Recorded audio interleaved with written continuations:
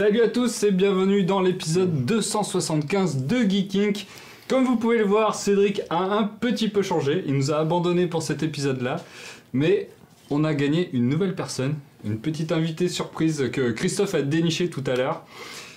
C'est Thomas de Comic Strip. Tout à fait. Donc un Salut blog tout le monde. BD bien sympathique et on fera une petite interview de lui en deuxième partie. Dans la première partie, on va entamer les sujets comme d'habitude et pour ça, j'ai avec moi Christophe. Salut les gens. Et Hugues. Salut. Donc j'espère que vous allez bien. Je sais pas comment s'est passée votre semaine, mais moi ça va, je me suis explosé le genou. Mais en dehors de ça, ça va, je me suis pris un petit coup de pied sous la rotule au cours de boxe d'hier. Je boite un petit peu, mais tout va bien. Tout va bien, c'est la fête. Ça va pas poser problème je pense pendant l'émission pour... Non, pour marcher. c'est bon. Tu peux envoyer le jingle de la partie 1 ?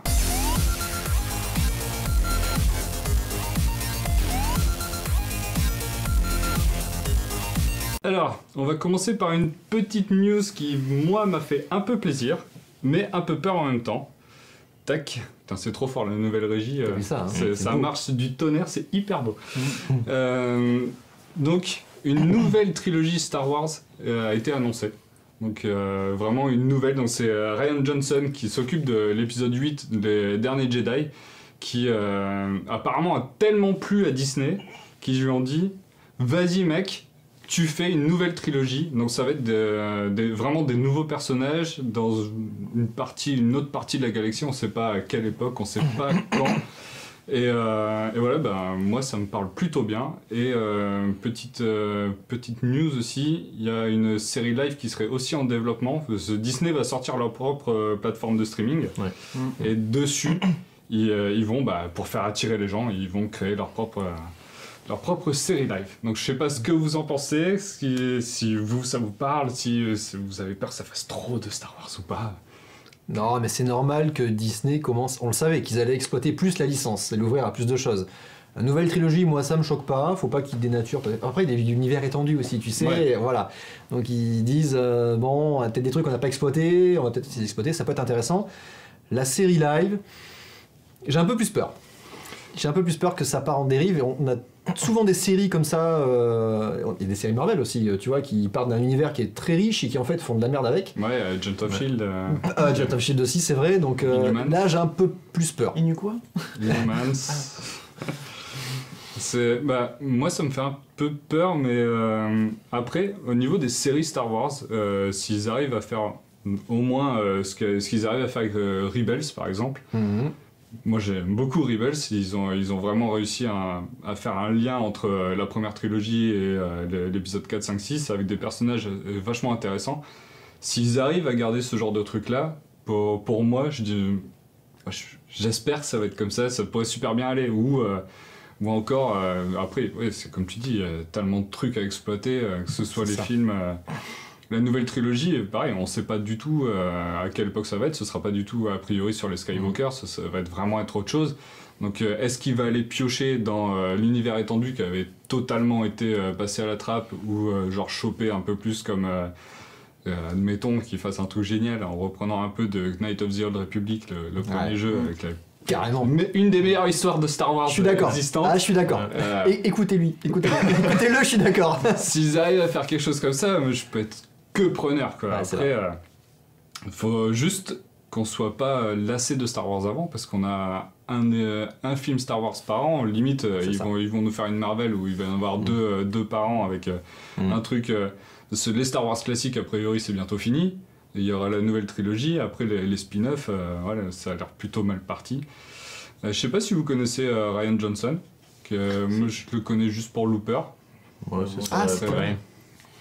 Donc Ouais, apparemment, j'ai demandé... C'est ce monsieur, c'est ça. Ouais, Si j'appuie dessus, on le voit en fait. vas-y. Ah, Voilà. c'est lui. Donc c'est lui qui est... J'ai demandé à Kéké... Ah, il a une bonne tête, ce il a une qu'il en bonne tête. pensait. Ouais. Il peut faire que des trucs bien. On lui fait une Ouais. confiance. Looper était très bien, hein. Looper était vraiment très bien. il était cool, ouais. J'avais bien aimé. Après, c'était pas mon film préféré, mais c'était assez cool. Je me demandais pourquoi c'était coupé la tête, mais en fait c'est normal, c'est sur l'affiche. Non, c'est la régie qui elle est déconne, coupée. c'est ça. Non, Ça marche très bien la régie. La régie fonctionne très bien, franchement elle est hyper propre, je trouve ça super cool. Merde, je sais plus où j'en étais. Je disais... Ryan Johnson. Ouais, Ryan Johnson, Looper. J'ai demandé à Keke s'il aimait bien le mec et tout, et il est hyper confiant. Donc Keke, hein, c'est le monsieur ciné qu'il y a dans l'équipe. Ok, cool. Il a interagi sur Slack en disant moi je le bénis, c'est bon, il a mon aval, donc ça va être le nouveau hein, George Lucas au final de Star Wars, parce que c'est lui qui va chapeauter quasiment tout l'univers. Il sera allé à Real ou à la prod sur les prochains Alors il va s'en occuper, je pense que c'est... Là il est à la Real sur celui-là. Ouais. Je pense que c'est réel. Hein. Ouais, peut-être. Ouais, je sais pas. C'est juste marqué parce que qu'il va s'occuper de la nouvelle trilogie. Il va créer la nouvelle trilogie. Alors, ça veut peut-être pas dire qu'il est réalisateur, mais en tout cas, il va chapeauter le tout, donc peut-être plus le rôle de producteur. En tout cas, il y a cette sensation quand tu es au cinéma et que ça commence. Bah moi, je pense que ça, je peux en avoir pour un petit moment encore, avant d'être lassé. Quoi. Avant d'être lassé. Le générique, le là. petit générique, ouais. Rien que pour ça. Rien que pour ça, je viens... C'est exactement ce qu'on se disait avec Cédric quand on a eu le Star Wars 7 devant...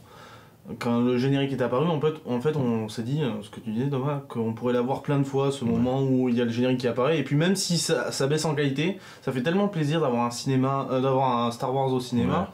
Il y a ce côté Madeleine ou bon truc, bon film de ces années-là qui... Puis le truc qui nous a tous fait rêver quand on était gosses, c'est qu'on l'a attendu plaisir. Quasiment 40 ans quoi. Ouais, c'est vrai qu'on l'a attendu. Donc là tu le vois, tu te dis putain, enfin Mais t'as quel âge toi? Ouais, c'est ça. Qu'est-ce que t'as attendu 40 ans le toi premier Star Wars, c'était il y a 40 ans de ça quoi. On nous rappelle que ce monsieur, 40. il a juste réalisé Ozymandias, le meilleur épisode de Breaking Bad. Et là, c'est vrai. je suis tout à fait d'accord. Ah, c'est Ozymandias, lequel, c'est lui qui le fait Ozymandias Bah, c'est ce qu'on nous dit. Alors, j'ai pas vérifié, mais. Il a fait la mouche aussi, je crois. Non, c'est pas le même. Ah, la mouche il était marrant. Ouais. L'épisode de Ozymandias, je vois plus lequel c'est.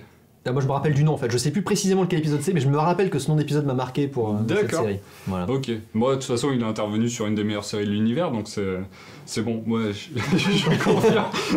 Quoi, Breaking Bad? Plus un. Ah ouais, c'était vraiment cool. Je sais Tout le pas monde si est tu pas l'as d'accord vu. Non, on est tous pas d'accord, mais bon.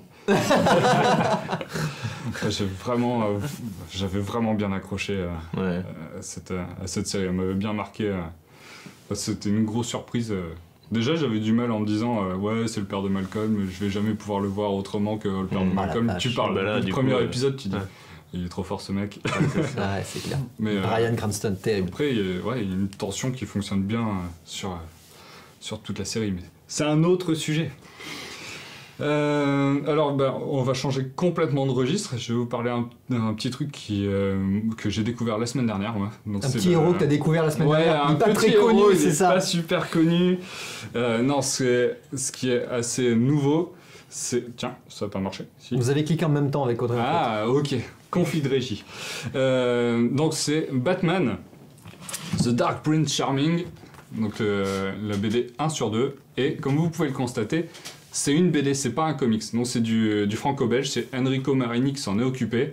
Donc, c'est un dessinateur de BD quand même super connu dans le milieu. Il a fait Le Scorpion et je crois Les Aigles de Rome. Donc, je n'ai jamais lu Le Scorpion. En fait, j'ai rien lu de lui. Je connais essentiellement ses dessins parce que je le suis sur les réseaux et tout. Et je vois qu'il gère quand même pas mal.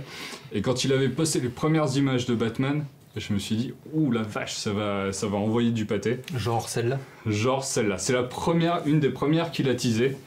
Et donc cette espèce de Gotham tout à l'aquarelle en aspect un peu ocre fonctionne. Une super belle ambiance. Et je me suis dit, si toute la BD fonctionne comme ça, ça peut quand même être super sympa. Donc, je l'ai lu. En effet, c'est hyper beau. Si vous voulez feuilleter, allez-y. Globalement, ça fonctionne bien au niveau de l'ambiance de Gotham. On la ressent bien à chaque fois. L'ambiance assez pesante, donc de la ville où tu te sens vraiment pas en sécurité, qui est assez cradingue. Après, au niveau du design du Joker, ce qui peut choquer un petit peu plus, qui peut surprendre pas mal. C'est lui en bas à gauche, c'est ça Non, ça juste c'est un de ses sbires, ça. C'est un de ses mignons. Le Joker, en fait, il a européanisé un peu le Joker. Il a un côté un peu plus harlequin.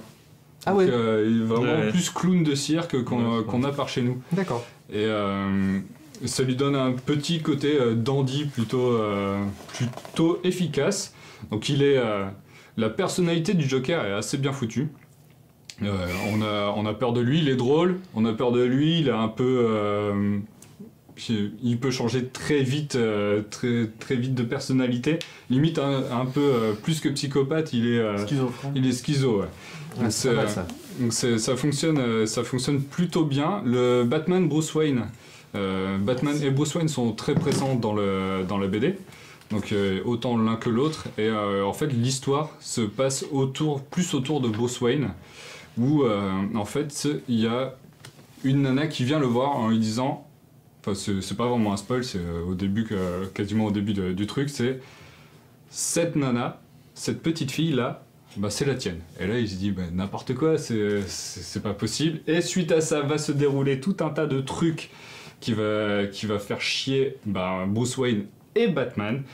Et ça fonctionne plutôt pas mal. Alors le seul regret, c'est que quand t'es habitué à lire du comics, les histoires sont vachement plus développées. Là, c'est un format franco-belge, donc du coup, ça se lit assez vite. Bah ouais. La mise en place fonctionne plutôt bien. Très rapidement, on retrouve les personnages qui vont être importants et qui sont plutôt bien amenés à chaque fois. On a un Gordon plutôt marrant qui est passé à la vapoteuse. Ah ouais, terrible. C'est assez drôle. On sent que Marini aime beaucoup Batman. Il n'a pas repris les persos juste comme ça pour les inclure dans sa BD. J'ai un autre regret un peu plus poussé. C'est les personnages féminins. Il y en a deux qui interviennent très régulièrement, qui sont voilà. C'est les amoureuses d'eux. Donc il y a Catwoman et Harley Quinn qui sont formés exactement sur le même stéréotype. C'est je suis une nana, fais-moi des cadeaux, occupe-toi de moi, sinon je casse tout. Et en petite tenue. Ou assez sexualisé. Bon, le côté assez sexualisé, Harley Quinn, c'est son petit côté, ouais. C'est too much quand même, pour moi. Après, c'est son costume, c'est une clown, à la limite, pourquoi pas. Après, on l'a vu Selina Kyle, elle, quand on la voit, tu te dis, bon, ok, voilà, Hugh est en train de la montrer. Ah ouais, d'accord. Et on la voit. Pas passé, c'est GU. Si, c'est bon, il n'y a pas de nichon. Donc c'est le côté que je regrette un petit peu, c'est que les personnages féminins sont... c'est pas le côté hyper sexualisé de la chose, c'est juste que c'est vraiment les mêmes. Ils ont pas réellement d'intérêt. Copier-coller entre... Franchement, tu changes le costume, j'ai l'impression que c'est quasiment la même personne. Mais si ça se trouve, dans le tome 2, tu vas apprendre que c'est les mêmes. Peut-être. Merde, j'ai spoilé, c'est ça? Putain, ok, bon, je vais pas acheter la suite. Ça sert à rien. Globalement, j'ai quand même bien aimé. C'est pas la meilleure histoire de Batman que j'ai lue, mais dans un format aussi court, la tension s'installe assez vite et on a quand même envie de lire la suite. Donc voilà, donc moi j'attends quand même la suite pour me faire un avis définitif de la chose, mais je suis quand même assez content d'avoir... il y aura un deuxième. Ouais, donc c'est le premier. Ouais. Et, donc l'histoire est bouclée au deuxième. Ouais. Et après, je sais pas si Enrico Marini en fera un autre ou pas. Okay. C'est vraiment la première fois qu'il y a une BD franco-belge faite sur Batman, quoi.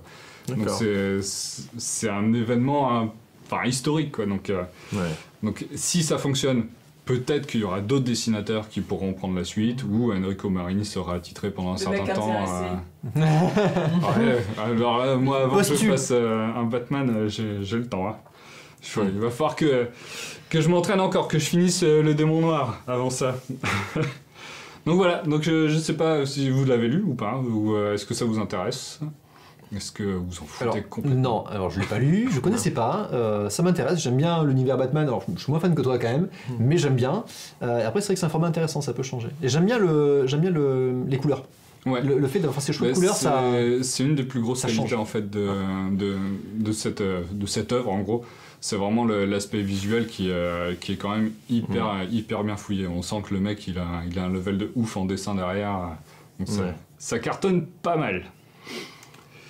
On va passer à la news suivante qui n'a absolument aucun rapport, mais qui est encore une histoire d'adaptation en série live. Donc Game of Thrones c'est bientôt fini. Les diffuseurs cherchent une série qui pourrait prendre le relais sur Game of Thrones, genre il nous faudrait une série un peu Putain, fantasy. les mecs, on va qui fonctionne, perdre des thunes là, faut vite trouver un truc qui rapporte un max. Est-ce Ouais, c'est un peu que ça. on a vu Shannara, ça fonctionne pas, qu'est-ce qu'on peut faire qui est... Non, bon. Bah écoutez, j'ai pas trop d'idées, je pense j'ai vu un petit truc là qui avait pas mal fonctionné il y a un bout de temps, c'est le Seigneur des Anneaux, est-ce que ça vous dirait? Donc ils ont bataillé, la Warner a cherché pendant un bout de temps et a d'abord contacté Netflix, a ensuite contacté HBO, pour au final atterrir chez Amazon. Donc ça va être Amazon qui va s'en occuper. Donc le jour où on aura une série live Star Wars, ben, on aura quasiment en parallèle une série live Le Seigneur des Anneaux. C'est bien. On On a a- pas tous les goûts. Oui. On n'a aucune idée du cast, encore pas de showrunner non plus, mais bah, c'est un peu tôt. Surtout ça. Ça vient juste d'être Alors. dit. On a les droits pour faire une série live. Donc, C'est dans l'univers du Seigneur des Anneaux ou c'est le Seigneur des alors Anneaux? a priori, c'est Le Seigneur des Anneaux qu'ils adaptent. S'ils inventent pas une histoire autour, ils font pas. C'est-à-dire, ils referont la même histoire. Ils refont le film, Ouais, les, ils vont les refaire trois le. livres, quoi. Ouais, voilà. A priori, c'est ce que j'en ai C'est compris. dommage parce que Ça sert à rien, ouais. Enfin, Ah, ouais. voilà. Ce qui se passe avant pourrait être super intéressant en plus. Le Hobbit. Non, encore avant, Hobbit, tu vois, ils l'ont toute déjà fait. l'histoire sur le Oui. Ah, ouais, ce qu'on voudrait, c'est un petit peu ce qu'il y a autour, oui. Parce que... Bah, c'est vrai que Ce qui a pas été vu encore, en c'est fait. un Ouais, c'est ça, univers. Après, vu que c'est encore vachement en lien avec les héritiers de Tolkien, peut-être qu'ils n'ont Ouais. pas voulu céder les trucs pour faire n'importe quoi avec leur monde encore. Donc eux, ils se sont dit La non. licence est pas assez faites- vieille pour ouais. l'ouvrir à l'univers autour. Faites même. d'abord le Seigneur des Anneaux et si vous arrivez à faire un truc potable, Prouvez sur, votre sur valeur. 20 saisons, Ouais. voilà, c'est ça, ouais, faites un truc qui fonctionne bien et après, éventuellement, vous aurez le droit d'inventer ou de faire une série adaptée sur Tom Bombadil parce que tout le monde a pleuré quand il était pas dans le film. Et puis voilà quoi. Donc je suis assez mitigé quand même sur le fait d'avoir une série Le Seigneur des Anneaux. J'aime beaucoup l'univers, mais je pense que je suis encore trop fan des films pour être prêt à me dire ah, il va y avoir un autre truc qui va reparler du Seigneur des Anneaux. Donc c'est peut-être un reboot sur un autre média un peu trop tôt. Ouais, alors je suis d'accord avec Elchico qui nous dit il pourrait déjà prendre la trilogie, la découper en épisodes Ouais, de 20 celle de minutes. version Ça c'est vrai, longue, sur les en versions version méga longue, longues, tellement c'est il y a- bon, Bah, c'est t'as- tellement long. Bah, il déjà une saison, hein, Voilà, putain. c'est ça, facile. Donc, Ça fait une douzaine d'heures. Ouais. mais Ouais. bon. Moi, je vois pas trop l'intérêt de refaire le. Alors, si c'est vraiment le Seigneur des Anneaux, la communauté, les deux tours et. Retour Autour du du roi. roi, je vois pas trop l'intérêt parce que c'est des trucs qu'on a déjà vus. Il y a eu les films connus, il y a eu d'autres films aussi moins connus, donc ça aurait j'ai été jamais peut-être vu plus les autres intéressant sur ce qui se passe avant, je pense, parce qu'il y a pas mal de choses à raconter sur l'univers. Même ce qu'a fait en jeu vidéo récemment, tu vois, on a eu Shadow of Mordor, bon, ça a aucun rapport forcément avec le livre, et même il y a des grosses faussetés, mais c'est bien d'avoir aussi autre chose du Seigneur des Anneaux, ou peut-être même une histoire originale dans le monde qui aurait pu être intéressante. Là, je trouve ça dommage. Bon, on verra, hein, si ça se trouve, ça sera très bien, mais je trouve qu'on en bouffe pas mal du Seigneur des Anneaux actuellement. Enfin, ça redevient. On ça a le revient à la Hobbit mode. qui est encore hyper frais au final. Bah ouais, c'est ça, ouais. Ça fait vraiment pas longtemps. Et donc tu te dis. En fait, l'enchaînement, Le Seigneur des Anneaux et les films Le Hobbit, on a l'impression que ça s'est passé quand même. Enfin, c'est un condensé. Ça a genre été tout le temps. On a eu quasiment tout le temps entendu Bah, en parler fait, soit de Seigneur des Anneaux, soit c'était du Hobbit. 2001, 2002, 2003, le Seigneur des Anneaux. Ouais. Ça remonte. C'est long. Ah oui, c'est long, en fait. Hein. Mais ils l'ont ressorti tellement de fois après avec les versions Ouais, uncut, c'est ça, longues, version, machin, HD, 4K, Après, je Blu-ray, pense que youpi. c'est un truc qui est tellement bien, c'est qu'on a du plaisir encore à le regarder. Ah Du bah, coup, on le garde tout le temps dans la tête comme un je pense truc. pas qu'il y ait des meilleurs c'est films pas qui super sont vieux. sortis depuis. Purée, je vais me faire taper, mais moi je suis pas fan. C'est vrai. Non, je suis pas hyper fan de. Oui, là. C'est ça. Bon, alors, un petit peu, allez-y, ok. la chatroom, balancez dessus. Non, mais. Donc du mais coup, bon. t'as une série Le Seigneur des Anneaux, ça te parlerait plus. Mais peut-être, pourquoi pas. Mais parce qu'en fait, moi j'ai l'expérience directe des versions longues où ça m'a Mais faut gavé. pas les voir. Hein, ouais. Bah ouais, c'est ça en fait. Et Il y en a qu'un à voir en version longue, c'est le dernier. Audrey va se lever de la régie. Elle va se me Elle taper. va vous bam. taper tous les deux. Elle va vous prendre. Bon, pas les versions longues, mais allez mourir. Mais je suis ouvert, je demande qu'à changer d'avis. Et la Moi, j'ai série. regardé les versions longues des bonus, donc c'était. Ah, ouais, carrément, t'as fait. Ok, il est J'ai bon, regardé les ouais. versions longues aussi. J'ai pas regardé tous les bonus. J'en ai regardé un paquet, mais je crois pas que je me suis tout farci. Mais par contre, j'ai les bonus, prévu c'est vrai de qu'ils sont- mater Ah, les tout bonus d'affilée. sont géniaux. Et puis t'as vraiment l'impression On de me rentrer juge. dans. Tu rentres La dans, trilogie Allez-y, de Jackson dans un est univers, l'une en des fait. plus grandes trilogies du cinéma. Oui, bah, c'est sûr qu'elle est bien. Hein. Bah, oui, c'est évidemment la plus grande trilogie du cinéma. Il y a rien qui arrive. Oh, Si. Non, mais c'est évident. Retour vers le futur. Le reste. Ouais, en termes d'Eric d'œuvre, en termes de réalisation, d'efforts, de tout. Star Wars qui fonctionne Non. pas mal. Audrey. Non. Star Wars, Il se rappelle de. Je sais plus Star Wars, mais c'est vrai que. Ou Harry Potter. C'est pas une trilogie. Ah, mais t'avais mis une super incruste en plus. Mais oui, je l'ai trouvé génial. YOLO. Il y a eu tellement de reprises pour le compter. Et je peux pas l'enlever. Mais si c'est ça vrai que marche. c'est une pure trilogie et moi à chaque fois je me le suis regardé il y a pas longtemps encore. Hein. C'est vraiment un plaisir. Et ça commence un peu à vieillir au niveau des effets Un tout spéciaux. petit peu, c'est vrai. Hein, mais Mais, c'est quand même pas abusif. Quand on voit genre les Animaux Fantastiques qui datent d'il y a moins d'un an, qui commencent déjà à subir le contre-coup de trop d'effets spéciaux, Seigneur des Anneaux, ils avaient un juste milieu qui fonctionnait bien. Quoi. Parce que les environnements sont sombres, donc du coup ça passe mieux dans les décors. Ouais, parce que dans le Hobbit, tout est super clair et beau et c'est moche. C'est vrai. T'avais même jeux vidéo certains passages dans le Hobbit. Hein. Notamment les gobelins là quand dans la mine des gobelins. C'est pas réussi de la même façon. Hein. C'est- Surtout le troisième. Ah, moi j'ai C'est un peu détesté long. le Hobbit du 1 jusqu'au 2 et j'ai pas voulu voir le 3. Mais d'ailleurs je Ah crois bon, que t'as même c'est- pas vu le 3 Non. Bah, c'est quand même on va dire, une obligation morale. Bah, Un impératif en catégorique. version longue. non, je peux pas. Non. J'ai tellement saigné des yeux sur le 2 Faut que j'ai exagérer, fait, je c'est- peux Ah pas si, voir, dans le 3 le meilleur truc c'est le combat avec les nains. Je trouve que Oui, il y a ils quand ont même- il y a trop quand même- la classe. Il y a quand même des trucs, il y a quand même des Il y a scènes. des scènes qui sont pas mal. Ouais, carrément. J'essaierai. Si jamais je tombe sur le film par hasard, j'essaierai de regarder Dans le coin comme ça. Oh, tiens, il est comme là. ça. Ah. Ou sur Netflix, mais voilà. C'est vrai. Donc, c'est tout pour le Seigneur des Anneaux. Yes. On va parler d'un petit truc un peu différent. C'est une petite surprise qui, moi, me fait quand même plutôt plaisir parce que ça veut dire que j'ai encore plus de trucs à lire et ça, c'est cool. On avait une news il y a pas longtemps comme quoi Netflix avait acquis les droits pour le Miller World. Donc, c'est tout l'univers que Mark Millar a créé. Donc, c'est quand même un gros dingue des comics. Il crée un univers par jour quasiment, ce mec-là.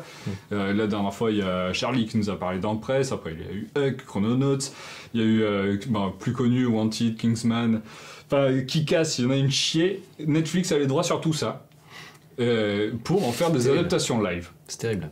C'était la news, c'était vraiment, on va en faire des adaptations live. Mais il y avait un petit truc, une petite news un peu cachée, ou une petite possibilité un peu cachée, c'était que Netflix pourrait commencer à produire des comics. Et c'est ce qui se passe. En fait, on a donc le premier comics, The Magic Order, qui est fait par Mark Millar et avec un dessinateur de dingue de chez nous qui s'appelle Olivier Coipel. Ce mec-là, c'est un espèce de gros tueur. Il a fait un passage sur Spider-Man, Spider-Verse qui fonctionne de ouf. Il a bossé sur Thor aussi.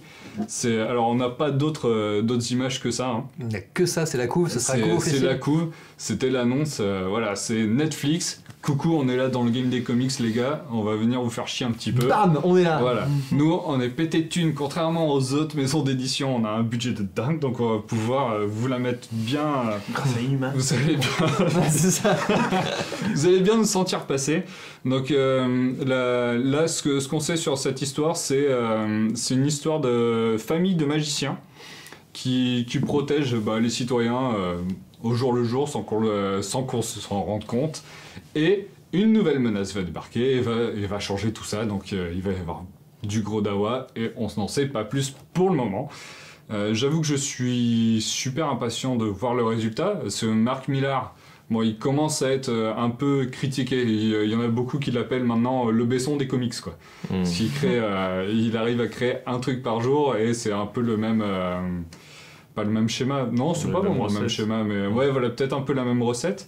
Mais ça fonctionne. Enfin, moi j'aime beaucoup actuellement. J'ai pas lu un seul truc qui m'a réellement déçu en fait de Mark Millar. Ça avait peut-être un peu moins d'intensité, mais j'étais jamais réellement déçu. Et le fait de voir que Olivier Coipel va bosser avec lui, mais alors là, c'est un méga bonus de fou. Il me tarde de voir ce que ça va donner. Donc je sais pas si vous ça vous en touche une sans bouger l'autre. Je vais laisser un peu les autres parler, mais je dirai juste à moi la fin. Mais si vous, ça vous parle. Ok. Ouais, Alors, non. C'est étonnant de voir Netflix arriver vraiment partout dans l'univers de la BD. À voir quoi, ça mérite d'y prêter attention. Et surtout avec Mark Millar derrière. Ouais. Ça j'aime veut pas dire tout- qu'il j'aime pourrait pas tout peut-être de faire Mark du jeu Millar, vidéo mais, aussi, quoi. C'est vrai que Netflix, Ouais. ce qui est marrant, c'est de se dire que Netflix, ce que c'est devenu en quelques années, et voilà encore un nouveau secteur. Et c'est vrai qu'en termes de business, c'est quand même impressionnant. Et potentiellement, quand tu sais ils ont dit 8 milliards de dollars en 2018 pour le contenu, et c'est encore en train de grossir, quoi. C'est-à-dire que potentiellement, vraiment, demain, ça va devenir le premier fournisseur de contenu au monde. Ah bah ouais. Simplement. C'est Ça, ça. ça peut Et devenir... original, c'est-à-dire produit Ouais. par eux-mêmes. C'est ça, Ouais. ouais. Ça peut devenir un nouveau Disney c'est vrai. du jour au lendemain, quoi. Enfin, pas du jour au lendemain, Ouais, sur pratiquement, quelques ouais. années, mais s'ils arrivent à produire autant de contenu et de garder autant d'abonnés à chaque fois, ça peut... Ouais. ça peut Est-ce que bien. ce sera dispo sur Netflix du coup le comics? C'est une bonne question. Bah, ils vont sortir mais une ça appli. se trouve, ils vont... Comixologie, il version risque d'y Netflix. avoir une... mais je le sens bien venir, hein, l'application. C'est quasiment sûr que ça va être sorti en numérique. Hein. Ça, il n'y a pas de... Ouais, c'est sûr. C'est Il y a pas pas dit chier qu'ils fassent dessus. aussi un univers étendu entre séries et comics aussi, ça peut être intéressant d'avoir. Bien sûr. Ouais, je pense Ouais. qu'ils vont jouer avec. Ouais, ils vont Ouais, jouer sûr. avec. Parce que là, c'est pas dit si The Magic Order ça va être adapté en série live ou pas. Mais en tout cas, il y a une infinité de possibilités maintenant pour faire du transmédia de partout Ouais, à fond. Donc voilà, moi je suis assez content, impatient de voir le résultat. Hugues va nous parler d'un petit jeu qui vient de sortir. Un petit jeu indé. Il y a 2 semaines quand même. Ouais. Ouais. T'as eu le Oui. temps de te taper 35 heures dessus. Ouais, j'ai eu le temps de me taper 35 heures et c'est surtout qu'avant il y avait Mario en fait. Et c'est vrai que Mario a un peu, Avant, t'as arrêté Mario? Bah non, j'ai pas arrêté, mais là je cherche les lunes, Christophe, comme toi, et du coup c'est un peu long. Surtout que moi j'ai une méthode qui me ralentit. Assassin's Creed qui est sorti donc le 27, si je me trompe pas, sur PC, PS4 et Xbox One.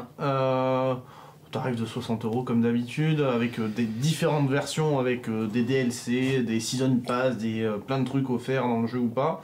Comme toujours chez Ubisoft, on sort un jeu, mais on sort 3 versions du même jeu sur les bourses de chacun. Plus de thunes. Et pour se faire plus d'argent parce qu'il y a le public. C'est les DLC, ça rapporte pas assez. C'est ça, d'ailleurs le Season Pass c'est quand même à 40€ je crois sur cette version. Donc, 100 boules le jeu complet, quoi. Ouais, ça fait toujours un peu mal quand même. Il y a une version collector. Ouais, ultra- super collector. Super Ouais, t'as la Deluxe, t'as Ouais. la standard, la Deluxe et la super collector avec, je crois qu'il y a une figurine comme d'habitude. Classique. Assassin's Creed Origins, où ça se passe, quand ça se passe? Bah ça se passe début du siècle, début du siècle, non, en moins 100 et quelques, moins 200. Je me rappelle plus trop durant le règne de Cléopâtre, plus ou moins, de Pompée, etc. Tout la pyramide. On incarne Bayek, ça se passe en Égypte majoritairement. On incarne Bayek de Siwa, qui est un Medjay. Qu'est-ce que c'était un Medjay en Égypte? Ça a vraiment existé, hein. C'était des sortes de représentants du système des pharaons un peu en place dans chacun des villages qui étaient occupés par... La gendarmerie du pharaon. Voilà, c'est un peu la gendarmerie, une personne sage qui a pas mal de responsabilités, un peu une sorte de maire préfet, quoi. Qui gère les problèmes. Donc lui, il se passe un truc au tout début du jeu qui fait qu'il va un peu renier son serment et il va se mettre en quête de vengeance. Il bute le pharaon. Ça on verra. J'en suis pas là de toute façon. C'est le 7ème épisode d'Assassin's Creed après une pause de 2 ans. Le dernier étant Syndicate qui se passait en Angleterre avec les frères. Que Cédric avait beaucoup la aimé. fratrie Jacob et Evie Fry. Donc là on repart dans le passé. C'est la première fois d'ailleurs qu'un épisode se passe où on fait un retour dans le passé, on revient un peu aux origines, c'est pour ça que ça s'appelle Assassin's Creed Origins. La confrérie des assassins n'existe pas dans celui-là. Théoriquement, Bayek est celui qui l'a créé. Ça, je le sais pas parce que j'ai pas encore fait la fin. Donc c'est un peu le renouveau de la saga. Ça a été fait par les créateurs d'Assassin's Creed Black Flag, qui est le 4. D'où Moins. le bateau. D'où le bateau. Et d'ailleurs, il n'y a pas que ce bateau à contrôler qui d'ailleurs est un peu sur moteur quand on met le boost. Ce qui est un peu étonnant d'ailleurs pour un bateau fait de bois. Bah, il y a déjà, aussi des bateaux, des grosses phalanges. Des bateaux comme ça? Non, des plus grosses avec des rameurs et tout. Et tu peux faire des combats. Des frégates. Des combats navals. Mais comme dans Black Flag. Comme dans Black Flag, qui est un peu embêtant. Ils ont fait des combats navals. Mais ça, c'est une autre partie. Et finalement, c'est à côté de l'histoire et pas vraiment. Et on incarne là, dans ce moment de l'histoire, Aya qui est la femme de Bayek. Voilà. Qui se sont dit, on s'est fait chier à développer un truc pour les bateaux, les gars. Ouais. Faut le recaler Mais dans un c'est jeu trop parce que ça, là, c'est c'est trop pas ça. possible. Ils ont pris l'appli mobile aussi pour les bateaux avec Non, il n'y a pas d'appli mobile là, je crois que sur celui-là, enfin j'avoue que ça je suis complètement passé à côté, parce que le jeu est assez dense en fait, et même très très dense. Il y a beaucoup de choses à faire. Alors ce qui change réellement, c'est... Moi je trouve qu'il n'y a pas énormément de changements. Alors on me dit souvent qu'il y a... Je comprends pas forcément... Alors j'aime beaucoup le jeu, hein, mais je trouve que les notes qu'on lui donne, notamment sur les sites, sont un peu enflées parce qu'on l'a pas vu pendant 2 ans et on cherche un peu la nouveauté alors qu'il n'y a pas réellement de profonde nouveauté dans le jeu en lui-même. Certes, l'exploration est un peu mise en avant, on sent qu'ils sont inspirés de Zelda sur certains trucs, sur l'escalade notamment, qui est beaucoup plus aisée dans celui-là et où c'est moins dur, ou moins compliqué que ça l'était dans Unity ou Syndicate qui était pas bon le système d'escalade. Il y a ce système où la carte est moins présente dans le jeu, c'est plus trop un radar GPS, on a l'aigle, enfin le faucon, qui s'appelle d'ailleurs Senou, nous permet vraiment de... Ouais, il s'appelle Senou. C'est nous, c'est vous. C'est nous. C'est lui. C'est lui, quoi. Qui permet vraiment, il va survoler un camp, il va permettre de savoir où sont les ennemis, etc. Ah, c'est le repérage. Les trésors cachés. C'est le repérage, c'est le drone de Watch Dogs 2. Hein, Carrément. pour ceux qui ont joué. Ils reprennent ce qu'ils ont inventé dans tous les autres jeux. C'est un peu ça, c'est toujours le truc de Ubisoft, tu sais, on développe des trucs dans chacun des jeux et on les met, notamment les tours sentinelles qui ont été mis dans Far Cry aussi pour avoir des points de vue. Bon alors ça, ce qui est bien dans cet Assassin, c'est qu'on n'a pas 1000 tours, enfin il y en a quand même 58 je crois, à escalader, mais elle apporte très peu de choses, ça permet juste d'améliorer quelque chose sur Senou. Quand on arrive dans une nouvelle zone, elle est découverte automatiquement. Ce qui est vraiment nouveau dans ce jeu, c'est que il y a vraiment une mécanique RPG dedans, avec une montée de niveau, des prises d'expérience, c'est ce qu'on m'a dit. l'équipement qu'on améliore, voilà notamment. Enfin, on n'a pas énormément d'équipement en fait. Dans les faits, on a les armes et le bouclier qu'on peut réellement augmenter, et après on a en bas qui sont lootables, épée, bouclier, lance. Arc, et après on a vraiment en bas l'équipement de base de Bayek qui est augmenté par des composants dans le jeu qu'il faut farmer. Oh, tu l'avais un peu dans Black Flag déjà ça. Tu l'avais un peu, mais tu l'as eu à chaque fois un peu dans tous les épisodes, ils l'ont amélioré, et là ils ont vraiment pris parti de le faire vraiment, quoi, un peu à la The Witcher, même si c'est beaucoup plus simple, mais ils ont vraiment pris le parti d'avoir des objets. Il y a un système aussi d'un arbre de talent qui est entre 3 voie du chasseur, voie du guerrier, voire du clairvoyant, qui permet vraiment de changer ton gameplay et même de l'adapter à ton personnage. C'est vraiment un RPG, ouais. Il y a vraiment une composante RPG pas mal, c'est pas mal. La nouveauté aussi, c'est sur les combats qui sont soi-disant plus difficiles. Alors moi je joue en difficile et soi-disant un peu Dark Soulien, si on peut dire ça. Alors Dark Souls c'est... Donc tu fais des roulades tout le temps? Ouais, tu fais des roulades. Enfin, il roule pas, mais il esquive en se projetant en avant, ouais. Alors moi je trouve que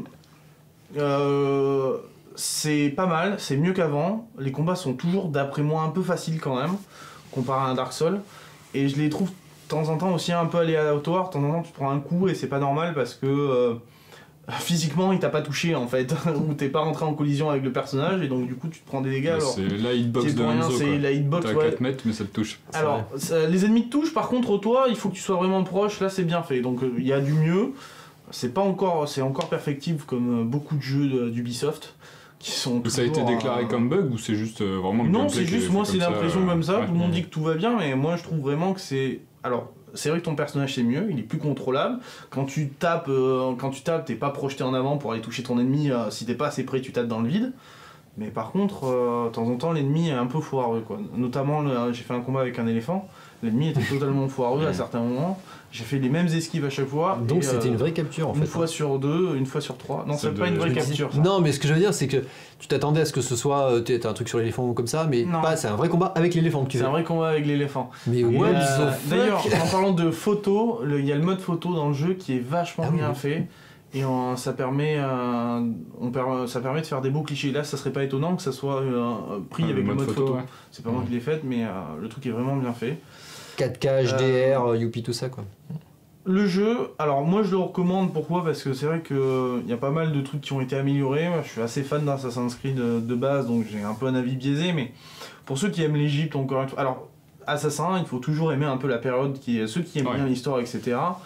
Ils peuvent se jeter dessus, ne serait-ce... En plus, il y a un mode qui va être juste un mode découverte, qui va être là juste pour explorer tous les environs, qui va être mis en place dans les mois à venir.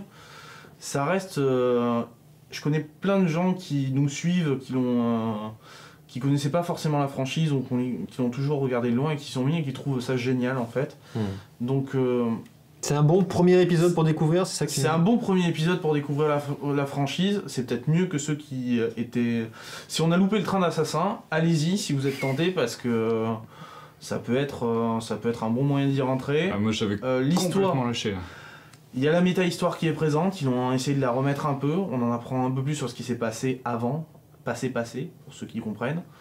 Il y en a... voilà. Après il y a toujours des dialogues foireux, ils veulent se faire des dialogues à la Rockstar mais ça passe pas. Les animations faciales sont quand même beaucoup mieux. Il y a du mieux en tout, c'est pas encore pas parfait mais ça fait plaisir d'avoir une pause d'Assassin et d'avoir un truc qui est un peu mieux fini. Ça fait du bien d'avoir quelques années en plus, je crois qu'ils ont fait 4 ou 5 ans dessus. Et ça se voit quoi, donc... Et le monde est gigantesque, pas. Ouais, on m'a dit ça, qu'il y avait genre Alexandrie qui était modélisé complètement, qu'il y avait les villes qui sont assez... Alors, c'est assez fidèle, énormes. sauf au niveau de la hauteur, en fait, ils ont tout mis un peu plus haut pour donner un peu de verticalité au jeu. C'est vrai que le jeu manque, mais ça c'est l'époque qui veut ça, il manque un peu de verticalité, ce qu'on pouvait avoir plutôt dans les épisodes de la Renaissance avec Ezio. On pouvait vraiment jouer avec ça, la hauteur, comparé avec les ennemis. Là c'est vrai que ça manque un peu, mais c'est aussi... il y a moins de foule aussi, la foule est moins dense. Pour ceux qui connaissent un peu le jeu, l'importance de la foule pour s'y réfugier c'était pas mal, mais voilà. Bon épisode. Bon épisode pour se lancer dans la saga ou pour y revenir, d'après moi. Bah, je vais peut-être me laisser tenter parce que moi j'ai complètement décroché à partir de Black Flag. J'avais fait Assassin's Creed 3. Pareil. J'ai détesté de bout en bout là, avec Connard là. Et du coup, Audrey avait commencé Black Flag et elle l'a lâché en cours de route. Après, ça parlait de pirates et tout, donc moi j'aimais bien. Les bateaux, ça m'a pas fait chier, j'ai joué avec et tout.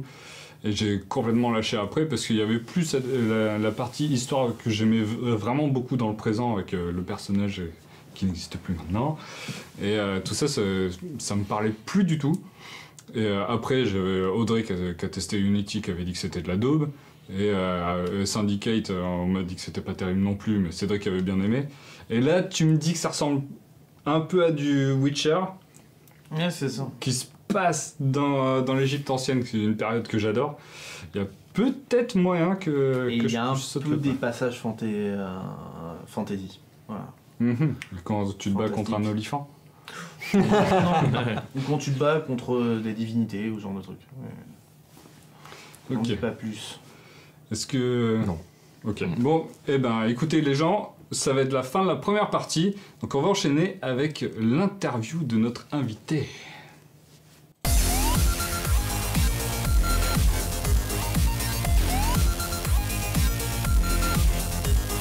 Et dans cette deuxième partie d'émission, vous avez vu, je me suis déguisé en Patimo.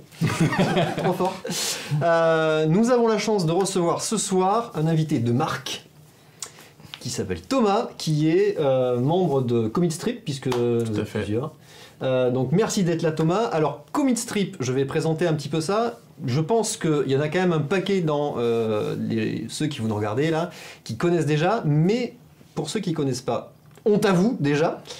Commit Strip, c'est majoritairement, puisqu'il n'y a pas que ça, ce sont d'abord ces 3 personnages et tout l'univers qui gravite autour. Donc c'est vraiment une bande dessinée. Alors à l'origine, un blog BD, des strips BD autour du développement dans une agence, des différents profils qu'on va trouver dans une agence. Et donc toi Thomas, tu es membre de ce projet-là. Ouais. Tu es à la partie écriture, puisque tu t'occupes de tout ce qui est scénario, et donc tu as un dessinateur avec toi à côté. Alors je vais juste rappeler 2-3 trucs sur Comic Strip. Donc vous avez sorti, donc à part sortir des strips quotidiens, très dans l'actualité, très dans les technologies, super marrant évidemment, et bien dessiné. Vous avez sorti un tome 1. Donc vous avez sorti deux bandes dessinées, un tome 1 qui s'appelle Le Livre des Codeurs, qui a été en 2013 un projet que vous avez lancé sur Ulule. Tout à fait. C'est ça, donc j'ai bien travaillé, jusqu'ici tout va bien. Et donc projet Ulule qui a juste cartonné, puisqu'en fait vous aviez demandé à l'origine 3 000 €, vous avez eu plus de 20 000 euros, c'est ça, 648%. Ouais. Pas mal. Du coup vous vous êtes dit, Ulule c'est trop petit pour nous. Donc pour le tome 2, vous êtes allé carrément sur Kickstarter. Bon, il y a une autre raison. Mais Ouais, il y a une autre raison. Vous avez fait en 2016 du coup le tome 2 sur Kickstarter, donc là Rise of the Coder. Yes. Donc là vous avez demandé un petit peu plus quand même, 13 371 €, donc lit plus Ouais, 1, c'est ça? c'est ça, ouais. Ah, je l'ai vu. Et en fait vous avez eu 166 000 € à peu près. Ouais. 1246%, plus que ça en fait, truc de fou, truc de malade. Putain, balèze. Ah non, mais autant vous dire. Mais en fait, sur Kickstarter, vous aviez aussi attaqué du coup la France, que vous Et avez le déjà, reste du et le reste du monde, puisque vous avez adapté aussi la bande dessinée en anglais. Ouais, Et en même temps ouvert le site en anglais, le Twitter en anglais, etc. tout à fait. Voilà. Donc aujourd'hui, Comic Strip, c'est, donc pour des chiffres, je suis très chiffre, c'est 24 000 followers sur Twitter en France, 50 000 sur le compte en anglais. Ouais, c'est ça. Pas mal, donc ça Ouais. cartonne carrément plus en anglais. Voilà, et donc toi Thomas, tu es, on va dire, c'est surtout toi qu'on voit en fait en avant sur Comic Strip, puisque tu participes beaucoup à des conférences autour du développement, puisque tu es quand même dans ce milieu-là. Ouais. Donc on te voit, on t'a vu récemment donc, à Devox Belgium, donc c'était la semaine dernière que tu étais là, donc tu fais des sessions qui sont très marrantes, autour aussi de Comic Strip, mais avec ton expérience aussi dans le développement, puisque tu es dans le milieu du développement. Yes. Et on a eu la chance de te recevoir sur Bordeaux, en fait. Pour être plus précis, l'équipe de BDX.io, que je remercie, donc qui est une conférence sur Bordeaux pour le monde du développement, ont réussi à faire venir Thomas pour faire une session sur une keynote, en fait, la keynote de fin qui était juste hilarante. Donc je vous invite à aller la voir, qui est vraiment top. Très bien joué, très bien amené. Elle est dispo en live sur le replay de BDX.io. Et du coup, j'ai réussi à leur voler en fin de soirée Thomas pour qu'ils viennent dans Geeking pour nous parler un petit peu de son projet là. Voilà. Donc, j'ai fini l'introduction. Est-ce que j'ai tout bon? Eh ben, t'es pas mal, on se dirait un vrai journaliste. C'est vrai. Ouais. On dirait, hein, parce que on sait qu'après derrière, ça Non, s'arrête après, là. t'iras aux grosses têtes ou t'iras sur France Inter, voilà. Bon alors, c'est cool, ouais, merci pour l'intro. Alors, en premier lieu, effectivement, je peux dire que voilà, l'historique, je vais quand même parler un tout petit peu de l'historique, parce que là, c'était intéressant que tu dises ça. On a lancé ça en 2012, donc en fait, on va bientôt fêter nos 6 ans. Et 6 ans, c'est à la fois pas beaucoup, enfin c'est beaucoup à certains égards, pas tant que ça. Mais si on m'avait dit que j'allais faire 6 ans de comic strip et mettre 1000 strips en ligne, bah au début j'aurais pas cru.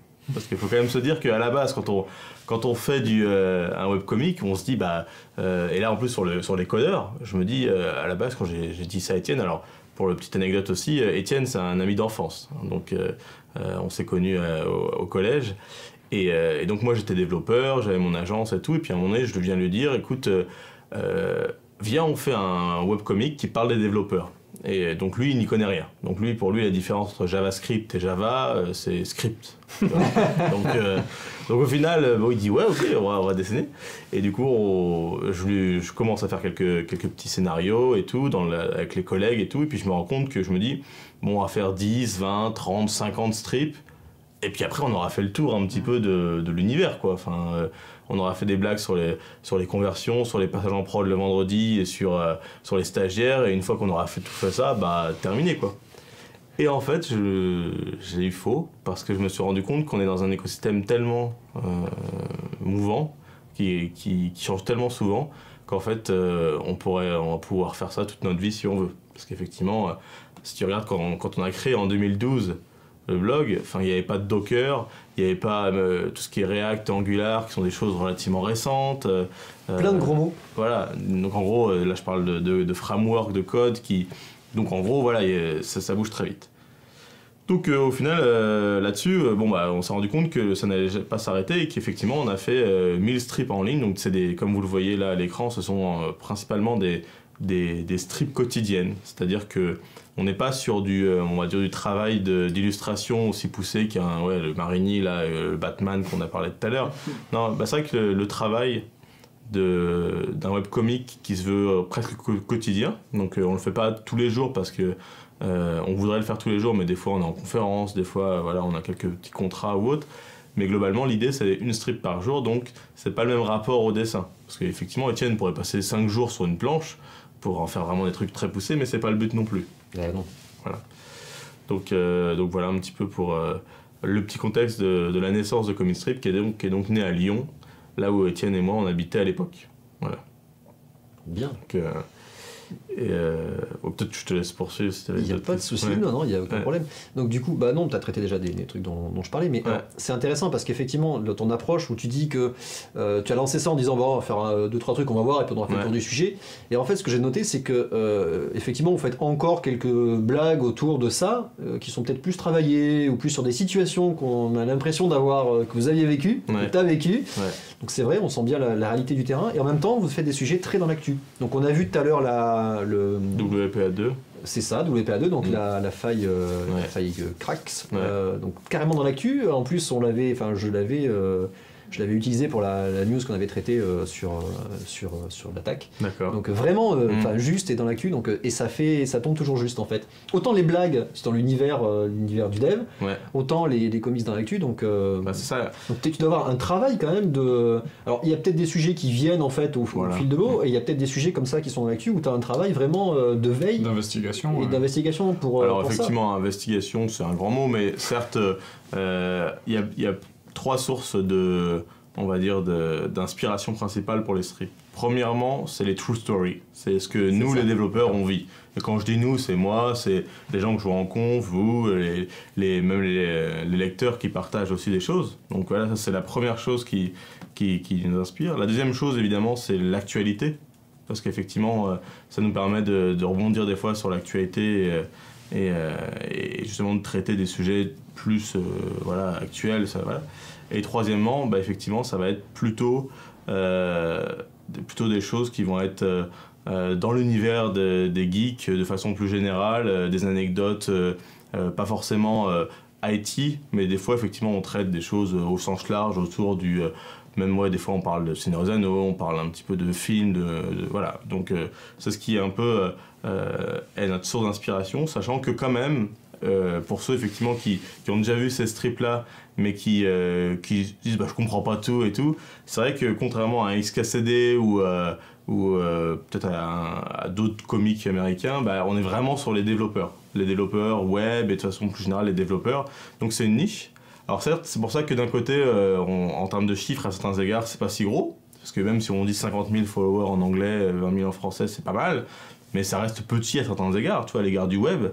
Mais étant donné qu'on est sur une niche qui est très précise, au final, c'est pas si mal, c'est vrai. Et donc, il y a un truc qui est intéressant aussi, c'est le côté international. Donc, à la base, on est français, bien sûr, mais j'allais dire depuis le jour 1, from day one, eh ben, on s'est mis en anglais. Parce qu'on savait très bien que l'idée, c'est pas de se restreindre à la France. Donc, depuis le premier jour, on fait tous les jours en anglais et en français. Et donc, le but, c'est évidemment d'être connu partout. Alors en France, on a une belle notoriété maintenant, tant mieux, c'est cool. Par contre, reste du monde, bah, y a beaucoup de progression à avoir. Donc voilà, et ça reste qu'aujourd'hui, voilà, on est à 65% de lectorat en anglais. Donc tu vois, ça a quand même pris le pas. Hein. Puis après, les développeurs français, ils sont habitués à utiliser l'anglais tous les jours pour la doc et tout, donc Voilà. t'aurais pu aller directement en anglais, ça aurait peut-être pu marcher. Ouais, dès le début, en partant de zéro, je sais pas. Du coup, il y a un truc que je voudrais partager aussi à votre audience, aux spectateurs, c'est que, alors bon, certes, il y a certains d'entre vous qui sont développeurs, donc vous avez bien le blog en tant que tel, c'est cool, mais il y a un truc que j'aime bien partager aussi, c'est l'aventure du webcomic, parce qu'effectivement, je vois des belles BD comme ça et tout, et je sais que c'est des modèles très différents, et j'aime bien le partager parce qu'aujourd'hui, nous, Comic Strip, c'est un webcomic qu'on peut dire rentable, c'est-à-dire que le temps qui est passé par chacun est rémunéré, voilà. Et notamment Étienne qui est full-time, donc qui gagne sa vie avec ça. Moi, le temps que j'y passe aussi, je gagne ma vie dessus. Donc c'est assez important c'est pas le cas de beaucoup de gens en fait dans la BD. Parce que vous savez que en gros, vous avez un ordre de grandeur du nombre de BD qui sort en France par an. Ça va être cool, ça. Question piège. Timo, Ouais, c'est toi le ouais, spécialiste. ok, Ouais. le chiffre, je sais pas, mais il y en a énormément. Ouais, en fait, l'ordre de grandeur, c'est en milliers, donc c'est potentiellement 5-6 000. Donc imagine, le marché n'existe pas, en fait, pour 5-6 000 BD. Donc ça veut dire que, voilà, 4 000, voilà, c'est un ordre de grandeur. Et donc ça veut dire quoi? Ça veut dire qu'il n'y a pas la place pour tout ça. C'est-à-dire qu'en gros, ce Batman qui est magnifique, il va être tiré à combien d'exemplaires? En réalité, quelques milliers peut-être, et grand max. Enfin, aujourd'hui, pour une BD, c'est déjà pas mal, quoi, d'être tiré à 5000 exemplaires. Bon. Elle sera tirée, elle est sortie en VO, donc Oui, aux voilà, États-Unis, mais donc certes, c'est un cas à part, mais oui, en effet. Voilà, on peut imaginer, mais c'est vrai que... il y a très Et, peu de et le tirages. modèle, et ce qui fait que les créateurs de BD, c'est une profession qui se paupérise, c'est pas facile. Donc c'est-à-dire qu'aujourd'hui, même si t'es un créateur de bande dessinée papier, bah, pour avoir une avance d'un éditeur et gagner de l'argent avec, c'est quasiment mission impossible. Voilà. Ouais. Et l'autre modèle que nous on a adopté, c'est-à-dire qu'on va mettre en ligne notre contenu gratuitement, et ensuite, une fois que les gens ont apprécié le contenu, deviennent une communauté, eh bien ils participent à travers des campagnes de crowdfunding, à travers des subscriptions un peu comme vous sur du Patreon et compagnie. Et ça, c'est clairement le modèle qui prend le pas. Et donc, ça, c'est intéressant parce que aujourd'hui, nous, on aurait fait une bande dessinée simplement papier, on l'aurait distribuée en librairie, jamais on n'aurait pu en vivre. Mais il y a beaucoup de blogs BD qui ont fini par être adaptés comme ça, quand on repense à Boulet, quand on repense à Pénélope Bagieux. Paka, qui lui fonctionne énormément aussi. C'est vraiment un truc qui a explosé. C'était toute une période effectivement dans laquelle vous êtes embarqué, qui était vous êtes apparu au bon moment, je pense. Ça, dans cette vague-là du blog BD, alors peut-être plus sur la niche pour vous au niveau c'est du dev. C'est la niche, mais par exemple après, Laurel. C'est ça, Laurel, j'y pensais effectivement. Qui aussi a bien marché en crowdfunding. Ah ouais, elle a cartonné. Bah ouais. Donc voilà, et c'est ça que j'aime bien aussi. Il faut s'accrocher, hein, parce que moi j'ai duré 2 ans dans le blog BD, j'ai disparu et puis voilà, c'est. Tu veux dire qu'il faut continuer. Ouais, il faut vraiment. Il y a eu beaucoup de monde aussi après. Il y a eu les premiers qui étaient là, donc Boulet en fait partie. C'était pas dans les premiers, il était quasiment dans les premiers, et après il y a eu effectivement une deuxième, troisième vague où là c'était inondation. Chier. C'est ça, ouais. Et donc, quand même, je trouve qu'effectivement, ce modèle, il est dans tous les cas plus rémunérateur, parce que donc, l'autre, on va dire, truc sympa que j'ai raconté, c'est ces fameuses campagnes de crowdfunding. Donc, le principe, c'est, on a fait une première en 2013, donc, comme tu l'as dit, que du Ulule en français. Ouais. Donc, à l'époque, ça faisait 1 an qu'on était lancé, c'était, voilà, pour nous, déjà une petite réussite, mais à certains égards, voilà, on avait vendu 500 bouquins, auto-édités, auto-imprimés, auto-envoyés, tout ça. C'est déjà une belle expérience. Voilà, c'est déjà intéressant. On avait sorti quelques milliers d'euros de profit pour voilà. Et donc 3 ans plus tard, la campagne Kickstarter pour l'ensemble du monde. Et donc oui, on est passé de Ulule à Kickstarter tout simplement parce que Kickstarter pour le reste du monde, voilà, c'est évident. Ulule, connu. Ça reste pas français, on peut dire européen, à la base français, hein, c'est des Français Ulule. Mais voilà, donc Kickstarter aujourd'hui c'est quand même une bonne plateforme pour toucher le reste du monde, même s'ils ont des petits détails comme par exemple aujourd'hui, quand on faisait une campagne, c'était forcément marqué en euros, alors que pour nous, pour les Américains, c'était mieux d'avoir des chiffres en dollars. Bon, quand t'es connecté, t'as ton chiffre en dollars, enfin bref. Toujours est-il que donc on a vendu un peu plus de 5000 livres en pré-vente, si on veut. Et ce qu'on a gardé en fait, c'est de le faire le maximum par nous-mêmes. C'est-à-dire qu'en gros, on a fait notre mise en page, simplement, on a eu une amie freelance, mais bon voilà, ça coûtait presque rien. Et l'impression, on l'a envoyé nous-mêmes à l'imprimeur, et on a mis nous-mêmes sous pli 5 à 6 000 colis, quoi. Donc t'imagines bien l'expérience. Ouais. Sympa les journées. Ouais. En réalité, pour rendre à César ce qui appartient à César. À la fin, la langue. C'est donc Étienne, donc le dessinateur comic strip, qui a été en charge de cette partie-là, donc avec famille et amis, mission pendant 2-3 jours, en gare, à la ferme et tout, enfin voilà. Mais ça a bien marché, et surtout, on a préservé nos marges, ce qui a permis de vraiment garder de l'argent pour financer le blog, et c'est le but, quoi. Parce que, encore une fois, si on était passé par un prestataire, donc là, je vois par exemple la question, à quand un réapprovisionnement du livre sur Amazon pour utiliser le lien d'affiliation?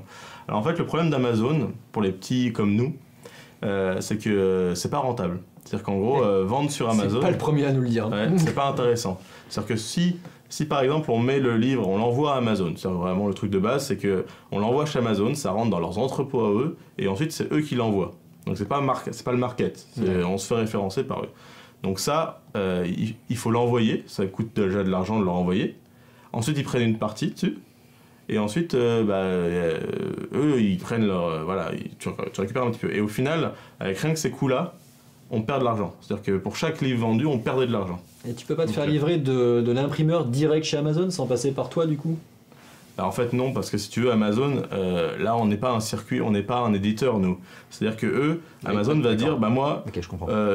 je détecte un peu les gens qui viennent sur mon site, qui tapent Comic Strip, je vois un petit peu qu'il y a une petite demande, je vais te demander de m'envoyer 1 ou 2 livres. Et moi, si j'envoie 2 livres à Amazon, ça me coûte 7 € de frais d'envoi, enfin, c'est clair, plus le carton, plus le truc. Ensuite, Amazon me prend une commission quasiment de 50% sur le reste. C'est la mais machine. ouais, parce qu'en fait... Et Bezos, il rigole pas. Ouais, et en fait, au final, je perds de l'argent. C'est-à-dire que si je vends un livre sur Amazon, aujourd'hui, je perds de l'argent. Donc, c'est pas que j'ai pas envie de le faire, c'est que j'ai vraiment aucun intérêt, si ce n'est éventuellement, on peut se dire, on pourrait se dire, j'investis cet argent pour me faire un public. Mais en soi, on n'a pas besoin de ça. Donc, c'est pour ça qu'on le fait pas, et je le regrette. Après, l'autre option, ce serait simplement de la marketplace. C'est-à-dire que tu vends, vous savez bien ce que c'est. Ouais.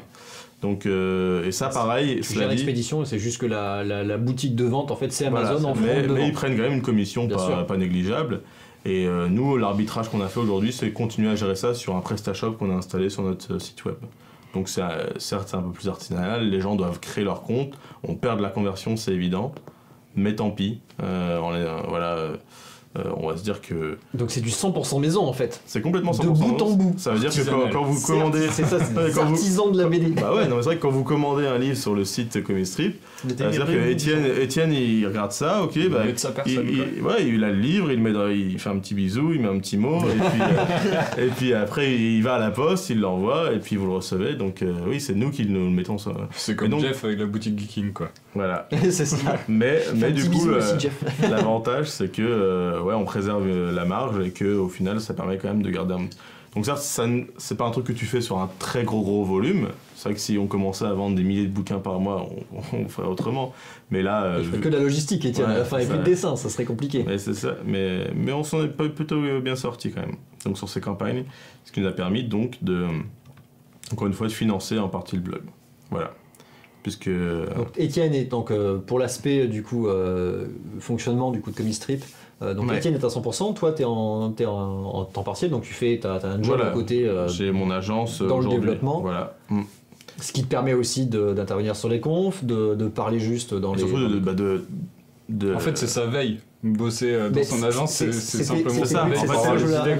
En fait, c'est les mondes se mélangent. Il y a pas la moitié de ta journée, je fais du dev, et l'autre moitié, je fais c'est très lié, parce que justement, là, quand je parle que je fais des chatbots ou de l'automatisation de l'IA, c'est vrai. Enfin, en gros, je le fais au quotidien avec mes clients, donc ça permet d'abreuver le site. Du coup, je réponds en même temps aux questions que je vois. Mais vas-y, très bien. Combien de visites par jour sur le site une version Retina des strips est-elle prévue? Alors, combien de visites par jour sur le site? Alors, en fait, on va dire, quand on le mesurait, et j'ai expliqué pourquoi on a arrêté de le faire, on estimait qu'on était environ à 200 000 visiteurs uniques par mois. Donc, on était autour de ça, 200 000 visiteurs uniques par mois dans le monde entier. Alors en fait, sauf qu'un jour on se dit c'est quoi la valeur d'un webcomic? C'est pas les vues sur un site web. Certes, à un moment donné, je vendais de la bannière, mais c'est pas ça que je voulais faire comme business. Je voulais pas être vendeur de bannières du coup, au final, ce qu'on a décidé, c'est que on était ok on a mis toutes les strips directement sur les réseaux sociaux. C'est-à-dire que quand vous allez sur Twitter ou Facebook, il y a l'image directe. C'est-à-dire que t'as pas besoin de venir sur le site pour voir. Ce qui veut dire qu'on perd du trafic sur le site, donc, mais on s'en moque. Donc ça, aujourd'hui, on ne mesure plus en tant que tel les visiteurs sur le site. Ce qu'on va essayer de mesurer, c'est évidemment notre reach global, c'est-à-dire le nombre de personnes qui sont touchées par les strips. Et donc à travers Twitter, Facebook, évidemment en premier lieu, peut-être un de ces quatre, il faudrait que je le publie aussi sur Instagram, ou voilà. Mais voilà. Et donc aujourd'hui, je considère qu'effectivement, chaque strip est vu par entre 100 et 200 000 personnes, des fois bien plus, parce que c'est pas rare de faire le top de Nangag ou de Reddit. Et donc dans ce cas-là, ça peut même être des millions de personnes. Je pense que ce qui marche mieux, alors tu vas me dire si je me trompe, et c'est du coup la question qu'on nous a posée plusieurs fois, Uberidov, on l'a vu passer, c'est les strips sur Curiosity. Ouais. Parce que là, du coup, tu trouves de suite à plus de monde. Et puis elles sont toujours hilarantes, c'est-à-dire que c'est vraiment le... C'est vrai qu'on a fait un petit truc sur Curiosity, alors à la base c'est un petit peu le petit plaisir d'Étienne, parce que je rappelle qu'Étienne n'est pas développeur, donc lui à un moment donné parler de Docker et de JavaScript, Vous en avez marre, donc c'est lui, il a dit ah mais merde, j'ai un sujet, je veux le mettre. Et donc il s'est dit, bon écoutez les gars, on va faire du Curiosity, et puis voilà, donc on a lancé cette petite série, et donc effectivement on a fait 11 ou 12 strips sur lui, donc on a donné à ce pauvre Curiosity un petit état d'esprit dépressif, malheureusement, d'être isolé. Voilà. Il est Il a isolé un copain sur- caillou, c'est comme Voilà. Wilson en Wilson, fait. voilà, C'est ça. il y a un Wilson de Caillou. Et effectivement, ce brave Curiosity attend voilà, autant qu'il pourra de retourner sur Terre peut-être, en tout cas de se faire venir rendre visite par des humains ou qui que ce soit. Elon Donc, Musk, bientôt, il va voilà. le rejoindre. Ouais, tu l'as vu. Voilà, Ouais, je Elon vous Musk. spoil la saison suivante de Comic Strip. Donc ouais, il y a ça. Et c'est vrai que ça c'est aussi une façon de... Voilà, je parlais de l'univers des geeks, bah c'est ça finalement, l'aérospatial, l'espace, c'est quand même un sujet sympa qu'on apprécie tous, sans être des grands experts de l'astrophysique. Bon, on aime bien quand même. Donc voilà, on suit ça de temps en temps. Et ça nous permet de traiter ces sujets sous le prisme Curiosity. Alors Nelligar, il a enchaîné les questions, et il y en a une, c'est Allez-y. est-ce qu'on vous a un jour reproché d'utiliser une histoire de bureau réelle? Ah oui, bien sûr. C'est-à-dire qu'en gros, tu veux dire par exemple, parce que c'est vrai que au quotidien, des fois, je réfléchis. Un client Ouais, qui s'est retrouvé. c'est ça, peut-être, tout à fait. Ouais, c'est pas rare que j'ai des situations avec des Casse le clients. sur le client. Oui, alors c'est arrivé une fois ou deux. Alors pas directement le client qui vient se plaindre, mais en interne, on me disait mais attends, tu es en train de tacler un client grave là. Et on espérait juste que le client le voit pas. Et c'est vrai que et c'était possible qu'il le voit. Je me souviens d'un client qui nous avait fait un chiffrage pour de la TMA. Alors ça c'est de la maintenance, c'est-à-dire que le client il disait bon j'ai de la maintenance à faire sur un projet et tout. Et j'avais trouvé que ça faisait un petit peu comme un mendiant qui venait essayer de trouver un développeur. J'ai besoin d'un développeur, s'il vous plaît, pour Votre mon bon vieux cœur. projet. Voilà, votre bon cœur. Et j'avais fait une strip où on voyait un mec dans le métro qui demandait à des codeurs qu'est-ce qui veut bien faire ma TMA. Et en fait, et je l'avais fait le lendemain. Et il y a quelqu'un qui m'a dit en interne, attends, c'est chaud, le client il va se rendre compte et tout. Je fais, oh, mais non. Mais non. Et il y a eu ça. Et, alors, en parlant des sujets polémiques, je peux en citer un autre qui est un sujet pas évident. Je tease. C'est la place des femmes dans le code. Ouais, c'est Ouais. vrai. La Et, parité. la Ah oui. parité. Évidemment, il n'y a C'est pas pas la gagné. parité dans le monde du code, c'est peu de le dire, hein, parce que là j'étais à Devox. Je peux vous dire que déjà à Devox, à Belgique, je trouve qu'il n'y avait pas beaucoup de filles. À BDX, il y en avait encore un petit peu plus, mais franchement à Devox, j'ai estimé que il y avait 1% de filles à la conf. Wow. Tu vois. Alors je dois avoir tort parce que ça me paraît très faible, mais j'en ai vraiment pas vu beaucoup, tu vois. Alors moi, quand je dessine à la base, quand on a créé Comic Strip, bah, il y avait que des mecs dans mon bureau, donc à un moment donné, ça m'a même pas, ça m'a même pas traversé l'esprit de mettre une fille parce que je m'étais dit, bah ce sera pas la réalité. Bon, c'est-à-dire qu'aujourd'hui, on a quand même fait l'effort, effectivement, après plusieurs reproches, d'essayer d'introduire ça. Donc c'est quand même important. Donc on a une développeuse maintenant qui intervient régulièrement, et puis on essaie d'éviter toute position enfin un peu sexiste qui peut être transparaître, alors que évidemment on ne l'est pas. Enfin voilà, on n'est pas Pour du tout pas sexiste. finir sur balance ton port, quoi. Ouais, c'est ça, ouais, balance ton strip. Ouais, voilà. C'est un strip. Mais en fait, il y a eu quand même quelques reproches à un moment donné, parce qu'effectivement, simplement, quand le codeur il parle avec sa copine qui comprend pas, bah, c'est parce c'est parce que c'est une fille, c'est parce qu'elle n'est pas codeuse. Mais pourtant, Ouais, C'est les ça. gens l'interprètent parce, parce que c'est une fille. Ouais. Alors que non, simplement, moi je parle à ma conjointe, elle n'est pas codeuse, bah, quand je lui parle de Docker, bah, ça parle pas. Voilà. Pour Après, il y en avait une, c'était quasiment pareil, c'était... Vous recevez des plaintes de devs, Voilà. CTO, CEO, admin qui n'aiment pas leur représentation dans les strips. Ouais, c'est vrai. Non, globalement, ce qui est intéressant quand même dans cette communauté de développeurs, c'est que ça troll pas trop. Alors certes, ça peut être étonnant. Ah ouais. Non mais alors nous honnêtement, de façon Ça vous étonnante, troll pas trop. non, on n'est pas trop trollé. Et si vous à l'occasion, vous regardez un peu les commentaires ou c'est pas, il y a des chaînes YouTube ou des gens, des créateurs qui se font vraiment tacler. C'est pas sympa des fois des commentaires, Ouais. tu vois. Alors que nous, globalement, il y a personne qui est méchant, ou qui est vraiment pas sympa, quoi. Donc Ça fait pas de haters, quoi. on n'a pas de haters, vraiment, c'est arrivé très rarement. Il y a eu au moins c'est arrivé, mais vraiment très anecdotiquement. Et d'ailleurs, on en a fait une strip une fois, parce que j'avais fait une strip où j'avais complètement clashé le Flash.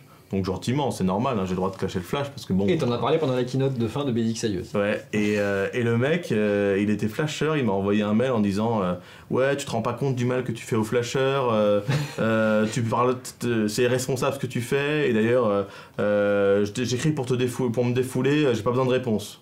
Bon. Tu vois, genre des trucs comme ça, mais c'était rare. Si savais que c'était Et alors, ce qui est vrai par contre, c'est que. Non, je veux pas mourir, je veux pas. Non, Ouais, c'est ça. même toi aussi tu le sais. Mais cela dit, pour finir sur la question, comme vous l'avez vu, on a donc 3 personnages un peu caricaturaux, des archétypes du monde. Alors effectivement, on a le codeur un peu lambda avec sa veste de ninja. Bon, il a plus son épée de ninja, mais à la base, enfin son katana de ninja. C'est vrai. Il a plus ça. On a le gros barbu à lunettes qui est le sysadmin et le CTO un peu plus maigrelet, maigrichon, un peu plus blanc, qui représente le geek. Voilà. Et effectivement, c'est vraiment des archétypes, ce ne sont pas des vraies personnes, mais certaines personnes peuvent s'y reconnaître. Mais globalement, on nous a pas reproché de jouer de ces archétypes parce qu'ils sont quand même plus ou moins vrais quand même. Hein. Bon, des gros barbus et des mecs à lunettes gringalets, il y en a quoi. Non. Mais Non. mais bon, je trouve qu'ils sont quand même. Ils sont pas visés comme ça. Bah non, regarde, t'as pas de cheveux, t'as pas de. Ah, t'es pas dedans, c'est bon, super. Voilà. Non, plus de Et, questions. Y a pas d'autres questions peut-être. Les gens, si vous avez d'autres questions, mais j'en ai pas vu. Un projet vraiment. d'application mobile tablette serait possible vu le format de strip, est-ce que vous y avez déjà pensé? Alors, dans la keynote, il y avait des parties où tu voyais le téléphone en BD avec une appli Comic Strip dessus, avec l'icône CS Comic Strip. Ah oui, c'est vrai. Du alors coup, en fait, je pose aussi cette question. alors il se trouve, on fait un peu on va dire, on fait travailler un peu la communauté. Nous, on n'a clairement pas quelque part le temps et la ressource et même l'intérêt de créer ces applications natives parce que c'est quand même du temps, c'est de la maintenance, c'est particulier, voilà, c'est pas forcément nécessaire. Mais après, il y a des gens de la communauté qui l'ont fait, notamment sur iOS. Elle doit toujours être en ligne, hein. Il y a quelqu'un qui l'a bien fait, enfin relativement bien. Sur Android, il y a encore quelques jours, je discutais avec des fans qui en ont fait une, qui en ont publié une. Donc c'est possible, enfin oui, il y en a qui le font, mais simplement, il n'y a aucune officielle. Voilà. Et donc si elles vous conviennent, tant mieux. Si elles vous conviennent pas, tant pis. Effectivement, nous on fait pas de support officiel parce que c'est quand même chronophage ça. Et d'ailleurs, l'anecdote là-dessus aussi, c'est que il y a des mecs un jour qui ont pris nos contenus et qui en ont fait des applications Windows Mobile payantes. Et donc ils se faisaient de la thune sur les développeurs Windows alors. C'est rigolo parce que ça peut enchaîner sur la question d'après. C'est ça. Est-ce que ça arrive souvent que votre travail soit réutilisé sans respecter les copyrights? C'est du Creative Commons, c'est ça? Et est-ce que vous arrivez à faire valoir vos droits? C'est une question de l'ISO. Ouais. Alors en fait, ce qui est intéressant aussi, c'est la culture des webcomics.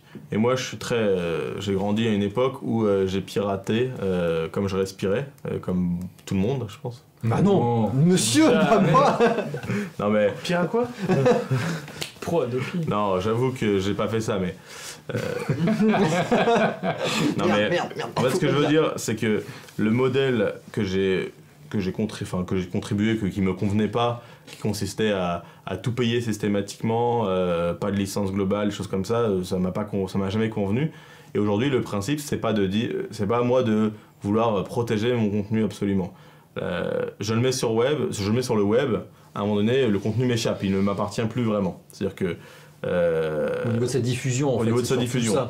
Voilà. Après, l'origine, c'est ça qui m'intéresse. C'est sûr que quand même la paternité, je veux qu'elle soit reconnue. C'est sûr que quelqu'un vienne dire c'est moi qui ai créé ces strips alors que c'est pas vrai. Ouais, on peut admettre que il y a même pas d'intérêt. Enfin, moi j'ai jamais nié à n'importe quel cinéaste que c'était son film. C'est juste que je l'ai téléchargé gratuitement, mais j'ai jamais dit que c'était mon film non plus. Donc là, à la rigueur, la diffusion gratuite, de toute façon, c'est le modèle. La diffusion est gratuite.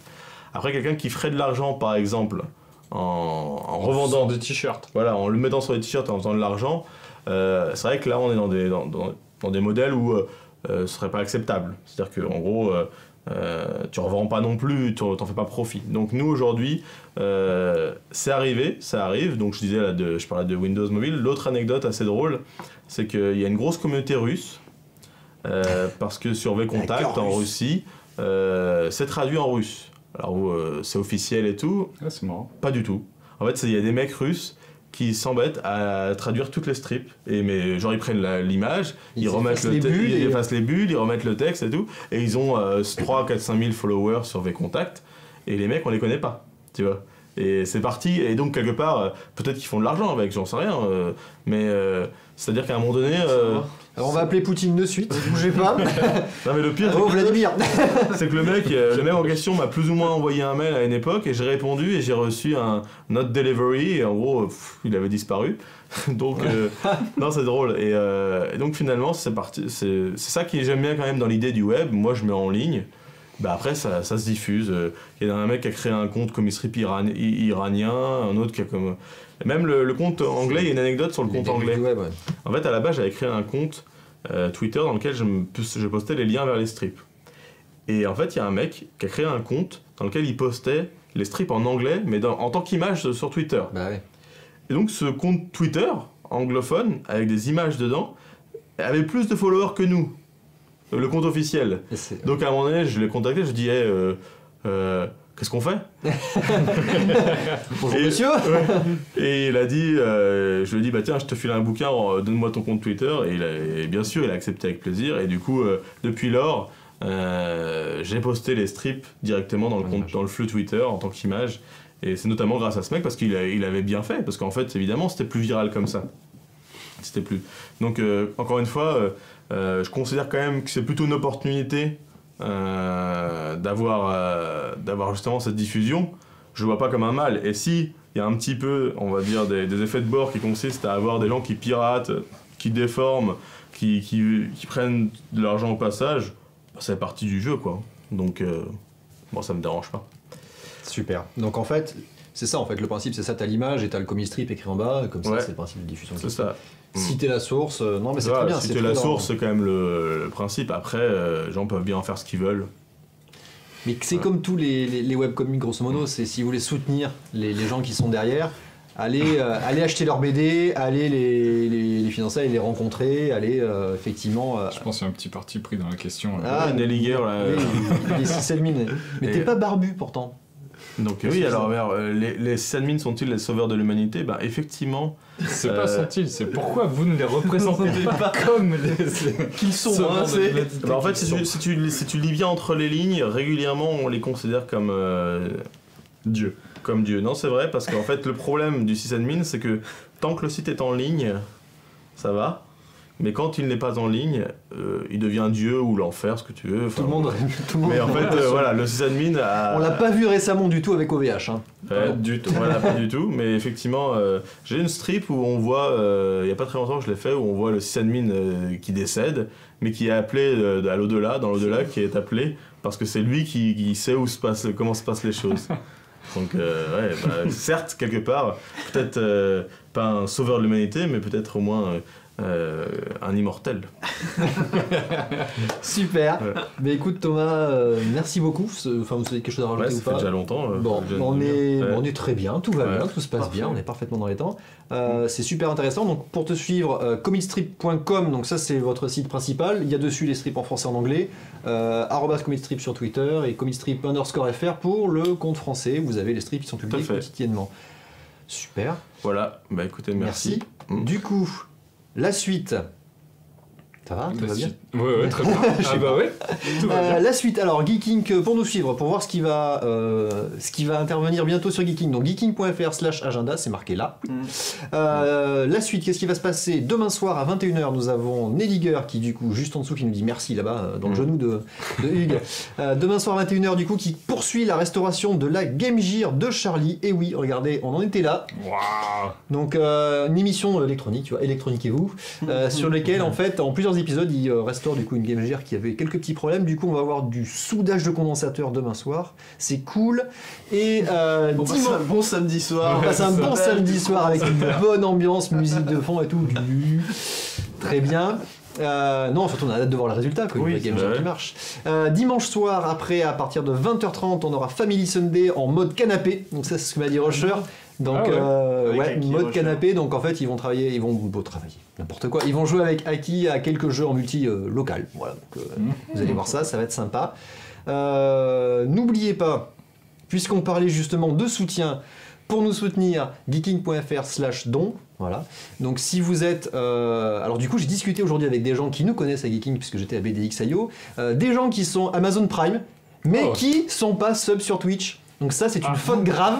On vous a vu, vous. Ah bah bravo. Yann, je vérifierai si t'es bien sub, puisque maintenant tu le sais. Yann Delacroix. Ça dit directement, ouais.